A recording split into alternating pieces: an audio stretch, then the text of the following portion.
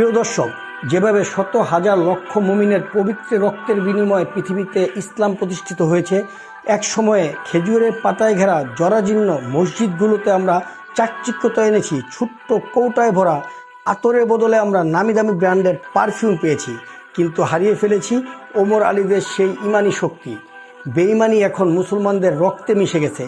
মাত্র ৩১৭ জন সৈন্য নিয়ে ১,০০০ কাফেরের বিরুদ্ধে যুদ্ধ করা মুসলমান এখন সংখ্যায় ২০৫ কোটি হলেও জিম্মি হয়ে আছে মাত্র ১.৫ কোটি ইহুদির কাছে। এর কারণ কি জানেন?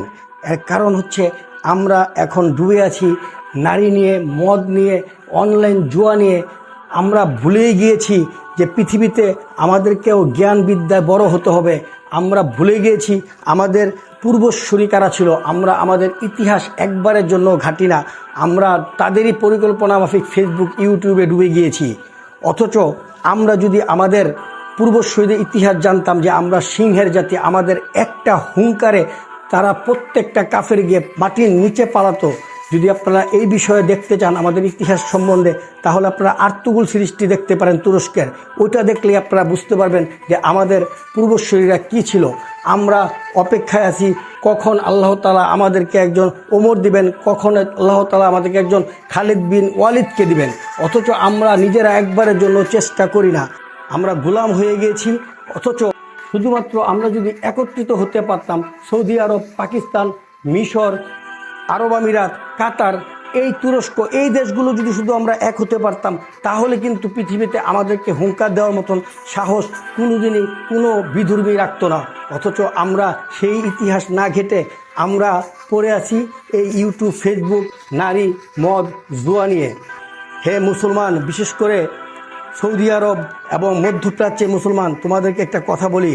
ইতিহাসের পাতায় লেখা থাকবে মিশরের নীল নদ থাকা সত্ত্বেও গাজার মানুষ পানির অভাবে মারা গেছে।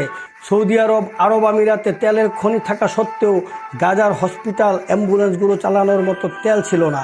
ইতিহাসের পাতায় লেখা থাকবে মুসলিম জাতির ৫০ কোটির উপরে মুসলমান, কামান, ক্ষেপণাস্ত্র, ফাইটার জেট থাকার পরেও কেউ গাজাকে সাহায্য করতে পারে নাই। মুসলিম রাষ্ট্রগুলো এত ক্ষমতা থাকা সত্ত্বেও নিজেদের স্বার্থের জন্য ফিলিস্তিনকে কোনো সাহায্য করেনি।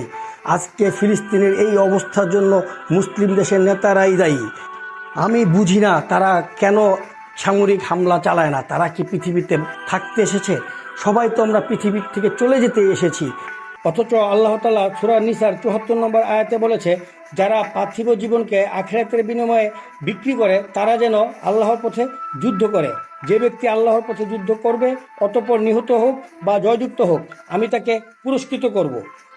তো যেখানে মহান আল্লাহ তাআলা বলতেছে যুদ্ধ করার জন্য, কিন্তু তারপরও আমরা কেন যুদ্ধ করতেছি না, এটা আমার মাথায় একেবারে আসে না। আল্লাহ আমাদেরকে হেদায়েত নসিব করুক এবং সত্যি আমাদের জন্য একজন ওমর এবং একজন খালিদ বিন ওয়ালিদকে পাঠাক। প্রত্যেকে ভালো থাকবেন, সুস্থ থাকবেন, নিরাপদে থাকবেন, আর অবশ্যই আমার জন্য দোয়া করবেন। আসসালামু আলাইকুম ওয়া রাহমাতুল্লাহি ওয়া বারাকাতুহু।